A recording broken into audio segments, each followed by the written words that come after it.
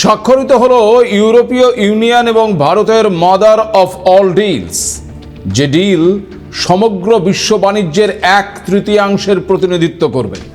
যা খুশি করার ফল কি এবার তবে হারে হারে টের পাচ্ছেন মার্কিন প্রেসিডেন্ট। ভারতকে চাপ দিলে যে তার ফল উল্টো হতে পারে, সেটা কি এবার বুঝতে পারছে আমেরিকা।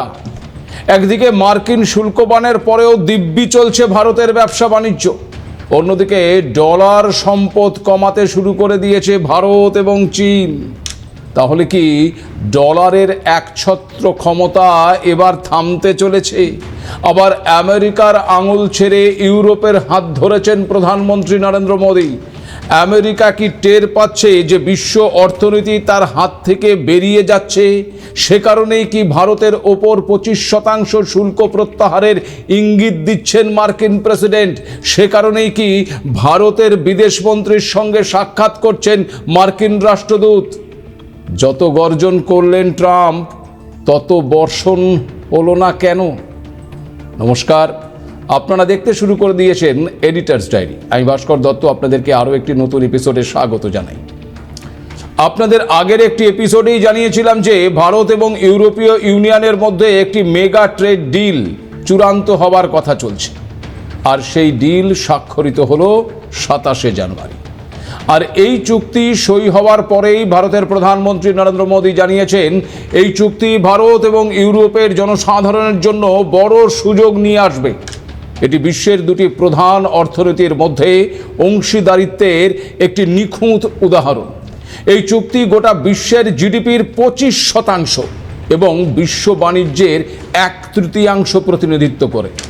তবে চুক্তি এখন সই হলেও এটা কার্যকর হতে প্রায় 1 বছর এখনো সময় লেগে যাবে, কারণ এতে ইউরোপীয় সংসদের অনুমোদন প্রয়োজন। তবে রিপোর্ট অনুযায়ী ভারত এবং ইউরোপীয় ইউনিয়নের মধ্যে এই মেগা ট্রেড ডিলের ফলে বিনা বা কম শুল্কে বাণিজ্য হতে পারে 97 থেকে 99% পণ্যের। এর ফলে ভারতের বস্ত্র, তাঁত, চামড়া, প্রক্রিয়াজাত খাবারের শিল্প লাভবান হবে, আর ইউরোপের ওয়াইন, গাড়ি, উন্নত প্রযুক্তির পণ্যের শিল্প লাভবান হবে। যে কারণে গত রবিবার দিল্লিতে পা রেখেই উর্সুলা জানিয়ে দিয়েছিলেন যে ভেঙে পড়া বিশ্বকে আমরাই দেখাবো যে সেরে ওঠার জন্য বিকল্প পথ রয়েছে। ফলে বুঝতেই পারছেন কতটা গুরুত্বপূর্ণ হয়ে উঠেছে এই চুক্তি। আপনাদের জানিয়ে রাখি যে ভারত এবং ইউরোপীয় ইউনিয়ন মিলে বিশ্ব বাণিজ্যের প্রায় 1/5 বাণিজ্য করে। তাছাড়া বিশ্বের মোট জনসংখ্যার 25% মানুষ ভারত এবং ইউরোপীয় ইউনিয়নে বসবাস করে। গত 1 দশকে পরিষেবার ক্ষেত্রে দুপক্ষের মধ্যে বাণিজ্য বেড়েছে 243%। ইউরোপীয় ইউনিয়ন হলো ভারতের অন্যতম বৃহৎ বাণিজ্যিক সহযোগী। 2024 সালে ভারতে ইউরোপীয় ইউনিয়নের বিনিয়োগ ছিল 13,200 কোটি ইউরো। এবং আপনাদেরকে এটাও জানিয়ে রাখি যে ভারতে বিদেশি বিনিয়োগকারীর মধ্যে ইউরোপীয় ইউনিয়ন ছিল 1 নম্বরে। ফলে আন্দাজ করতেই পারছেন যে দুই ক্রমবর্ধমান অর্থনৈতিক এবং সামরিক শক্তি যখন এইভাবে হাত মেলাচ্ছে, তখন তার রীতিমতো কতটা গুরুত্বপূর্ণ। এছাড়াও আর একটা বিষয় হলো, বিশেষজ্ঞদের মতে এই মুক্ত বাণিজ্য চুক্তি ভারতের প্রতিরক্ষা ক্ষেত্রেও বাড়তি অক্সিজেনের যোগান দেবে। আর এসব দেখে এখন রীতিমতো পাগল হয়ে যাওয়া অবস্থা ওই আমেরিকার। যখনই ট্রাম্প বুঝে যান যে ভারতকে চাপ দিয়ে আসলে রথের চাকা উল্টো দিকে গড়াতে শুরু করেছে, তখনই সুর নরম করতে শুরু করেছেন তিনি। সম্প্রতি সুইজারল্যান্ডের দাভোসে অনুষ্ঠিত ওয়ার্ল্ড ইকোনমি ফোরামের মঞ্চ থেকে মার্কিন ট্রেজারি সেক্রেটারি স্কট বেসেন্ট ইঙ্গিত দিয়েছিলেন যে ভারতের ওপর থেকে 25% শুল্ক কমাতে পারে। তার মতে এই নীতির মূল উদ্দেশ্য ছিল রাশিয়ার থেকে তেল রপ্তানি কমানো, এবং সেই লক্ষ্য নাকি অনেকাংশেই পূরণ হয়েছে। এরপরই স্কট বেসেন্ট জানিয়েছেন যে ভারতের ওপর শুল্ক এখনও বহাল রয়েছে, কিন্তু তিনি মনে করেন এখন সেগুলো সরিয়ে ফেলার একটা উপায় রয়েছে। আর যদি এমনটা ঘটে, তাহলে এই নিয়ে সন্দেহ নেই যে এই ঘটনা ভারত এবং মার্কিন বাণিজ্যে উল্লেখযোগ্য মোড় নিতে পারে। কিন্তু প্রশ্ন হচ্ছে, দিনে রাতে কথায় কথায় শুল্ক হুঁশিয়ারি দেওয়া আমেরিকা হঠাৎ করে এই ইউটার্ন নিল কেন? শুধু কি এই মেগা ডিলের ভয়ের জন্য? ভারতের সঙ্গে ইউরোপীয় ইউনিয়নের ঘনিষ্ঠতা দেখে? কারণ এই ডিল নিয়ে স্কট বেসেন্টের দাবি, এই বাণিজ্য চুক্তির মাধ্যমে ইউরোপ নিজেই নিজেদের বিরুদ্ধে যুদ্ধে অর্থ যোগাচ্ছে। আমেরিকার ছেদ যুক্তি অনুযায়ী রাশিয়ার থেকে কেনা তেলের মাধ্যমে ভারতে উৎপাদিত পণ্য কিনবে ইউরোপ, যার অর্থ হলো ইউরোপ সেই পণ্য কিনে ঘুরিয়ে রাশিয়াকে সাহায্য করবে। অর্থাৎ এই চুক্তির ফলে আমেরিকার যে খুব গোসা হয়েছে তা কিন্তু সহজেই অনুমান করা যায়। কারণ বেসেন্ট তো মুখ ফসকে বলেই ফেলেছেন, রাশিয়ার কাছ থেকে তেল কেনার জন্য আমরা ভারতের ওপর 25% বাড়তি শুল্ক চাপিয়েছিলাম। আর দেখুন কি হচ্ছে, ইউরোপীয়রা ভারতের সঙ্গে বাণিজ্য চুক্তি করছে। তাছাড়া মার্কিন ট্রেজারি সেক্রেটারি স্কট বেসেন্ট এটাও জানিয়েছিলেন যে রাশিয়ার তেল কেনার ইস্যুতে ভারতের ওপর কোনো ধরনের শুল্ক বা জরিমানা আরোপ করতে ইউরোপীয় দেশগুলো স্পষ্টভাবে অস্বীকার করেছে। ভারতের সঙ্গে ইউরোপের বড় মাপের বাণিজ্য চুক্তি হতে চলেছে বলেই তারা ভারতের ওপর শুল্ক চাপায়নি। আমেরিকার চাপটা আসলে কোথায় বুঝতে পারছেন? এই আবহে 2026 সালের সাধারণতন্ত্র দিবসে এবার আমন্ত্রিত ছিলেন সেই ইউরোপীয় কাউন্সিলের প্রেসিডেন্ট আন্তোনিও কোস্টা এবং ইউরোপীয় ইউনিয়নের প্রধান উর্সুলা ভন। সাধারণতন্ত্র দিবসে ভারতের অতিথি নির্বাচন আর তার পরের দিনই মাদার অফ অল ডিলস যে ট্রাম্প এবং তার আমেরিকার জন্য ভারতের এক সপাটে জবাব, তা আমার বলার কোনো অপেক্ষা রাখে না। এবার প্রশ্ন হচ্ছে, দিনে রাতে কথায় কথায় শুল্ক হুঁশিয়ারি দেওয়া আমেরিকার হঠাৎ এই ইউটার্ন কেন? নেপথ্যে কি শুধুই ওই মেগা ডিল, নাকি অন্য কোনো কারণ রয়েছে? দেখুন, আমরা সবাই জানি যে আমেরিকার ছলের কোনো অভাব হয় না, কিন্তু এখানেও কি তাই? নাকি সত্যি এই শুল্ক জুজু ট্রাম্পের জন্য বুমেরাং হয়ে গেছে? কারণ মুখে আমেরিকা যাই বলুক না কেন, ভারতের ওপর শুল্ক বাড়িয়ে আদতে লোকসান হয়েছে ওই আমেরিকার নাগরিকদেরই। বেশি দামে পণ্য কিনতে হচ্ছে তাদের।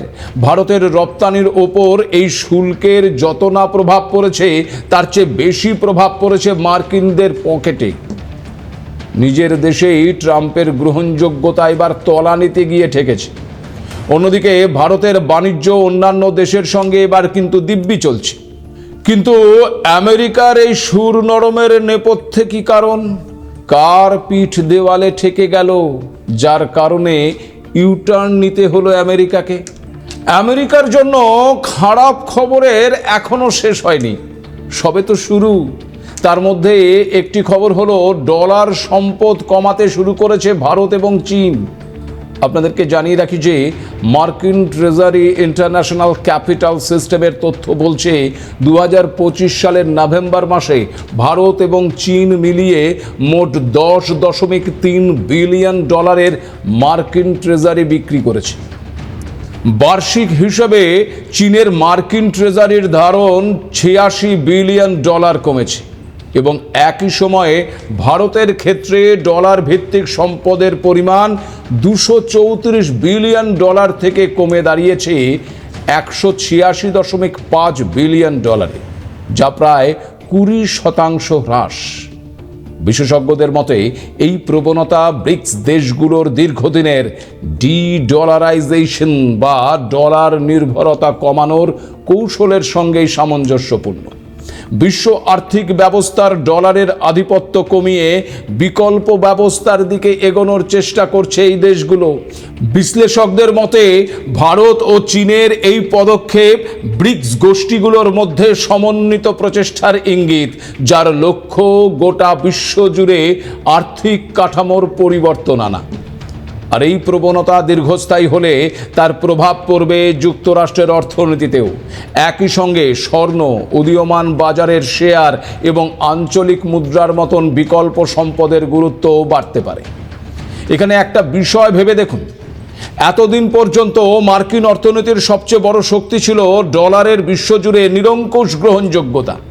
কিন্তু ভারত এবং চীনের মতন দুই বড় অর্থনৈতিক শক্তি যখন সচেতনভাবে ডলার ভিত্তিক সম্পদ কমাতে শুরু করে, তখন সেই বিশ্বাসের ভিত্তিতেই ধীরে ধীরে কিন্তু ধাক্কা লাগতে শুরু করে। আর মার্কিন ট্রেজারির চাহিদা কমলে আমেরিকার ঋণ গ্রহণের খরচ বাড়তে পারে বলেই আশঙ্কা। আর ইতিমধ্যেই বিপুল ঋণের বোঝা নিয়ে চলা আমেরিকার ক্ষেত্রে এই পরিস্থিতি ভবিষ্যতে বড় অর্থনৈতিক অস্থিরতা ডেকে আনতে পারে।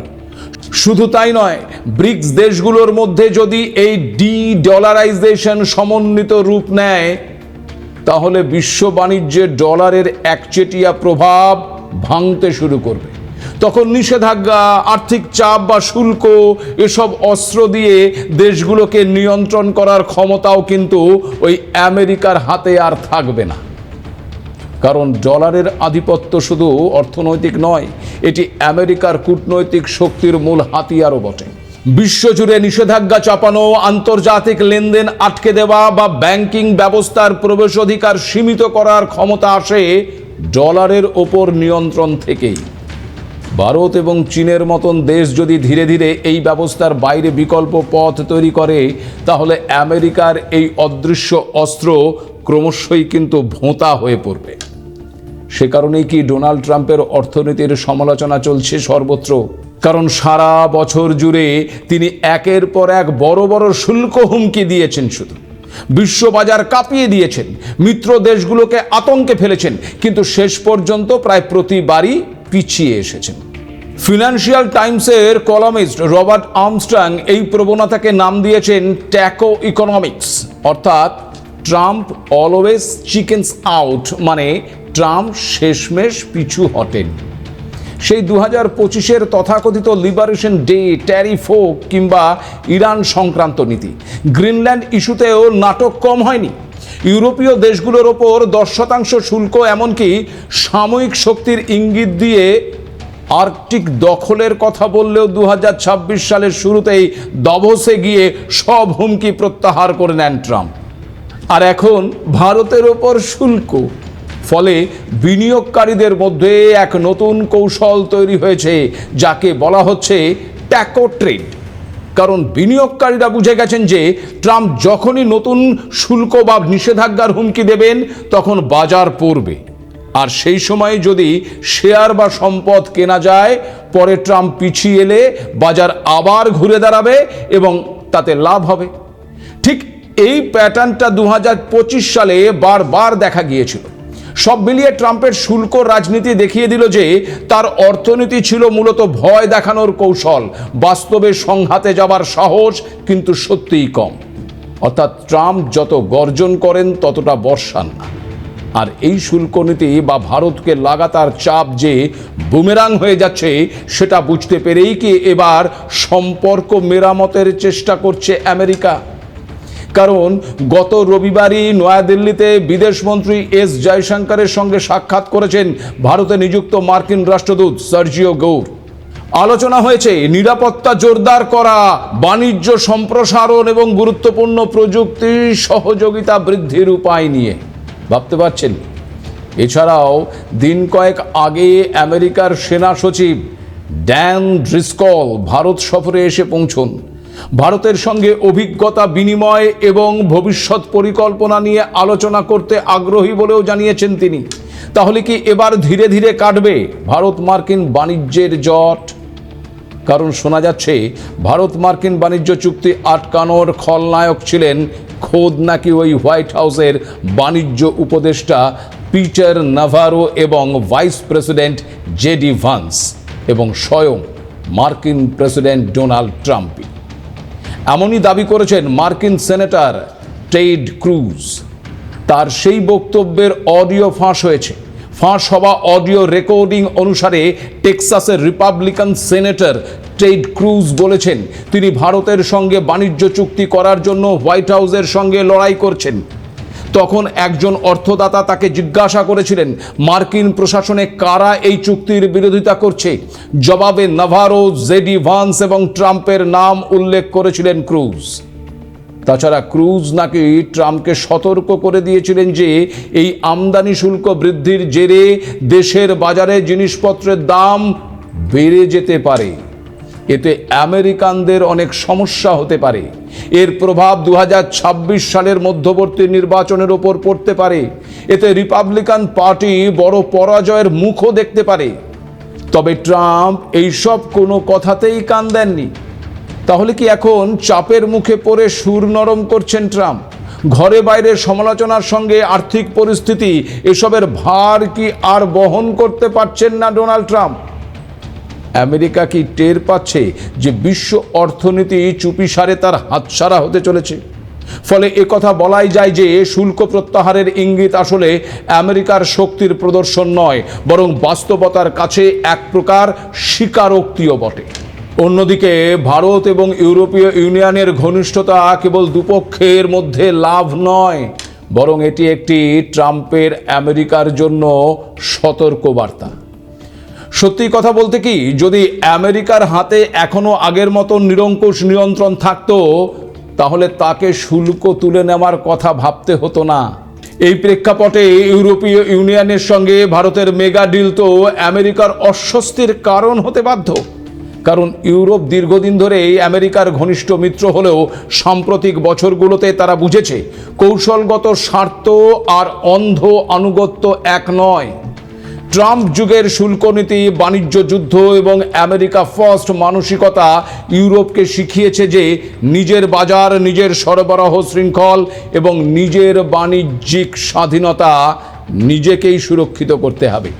আর ভারত সেই ইউরোপের জন্য আদর্শ অংশীদার হয়ে উঠেছে। তাছাড়া মার্কিন শুল্ক চাপের মুখে ভারতের আত্মনির্ভর অবস্থান গোটা বিশ্বে উদাহরণ হয়ে উঠেছে। যেমন শনিবার মার্কিন প্রেসিডেন্ট ডোনাল্ড ট্রাম্প কানাডাকে হুঁশিয়ারি দিয়েছেন যে চীনের সঙ্গে বাণিজ্য চুক্তি করলেই কড়া শাস্তির মুখে পড়তে হবে তাদের, চাপানো হবে নাকি 100% শুল্ক। আর এরপরেই ভারতের দেখানো পথে কানাডার বাজারকে শক্তিশালী করতে আত্মনির্ভরতার পথে হাঁটতে চলেছেন কানাডার প্রধানমন্ত্রী মার্ক কার্নি। তাছাড়া সাউথ ব্লক সূত্রে খবর, আগামী মার্চ মাসের প্রথম সপ্তাহে ভারত সফরে আসতে পারেন কার্নি। উভয় দেশ বাণিজ্যিক চুক্তি নিয়ে বড় সিদ্ধান্ত নিতে পারে এই সফরে। সব মিলিয়ে কানাডার প্রধানমন্ত্রীর ভারত সফর এই আবহে বেশ তাৎপর্যপূর্ণ হয়ে উঠেছে। তাছাড়া আপনাদেরকে আরও জানিয়ে রাখি যে কদিন আগেই কার্নি মন্তব্য করেছিলেন যে পুরনো দাদাগিরির দিন ফুরিয়ে গেছে। ইঙ্গিতে যে ট্রাম্প ছিল বা আমেরিকার দিকেই তার আঙুল ছিল তা বুঝতে কারো বাকি নেই। সব মিলিয়ে একটা বিষয় খুব পরিষ্কার যে বিশ্ব অর্থনীতির ভারসাম্য বদলাচ্ছে। বিশ্ব অর্থনীতিতে একটা বড় পরিবর্তন আস্তে আস্তে ঘটে যাচ্ছে। আর সেই পরিবর্তনের কেন্দ্রে ক্রমশ উঠে আসছে আত্মবিশ্বাসী, বহুমুখী, নিজ স্বার্থ রক্ষায় দৃঢ় অবস্থান নিতে জানা এক নতুন নাম ভারত। আর আজ বিশ্ব রাজনীতির খেলায় ভারত শুধু টিকে নেই, বরং শ্রেষ্ঠ আসন লাভের অঙ্গীকার নিয়ে ক্রমশ এগিয়ে যাচ্ছে উত্তরণের পথে। এ ভারত, নয়া ভারত। আজ এ পর্যন্তই। নমস্কার।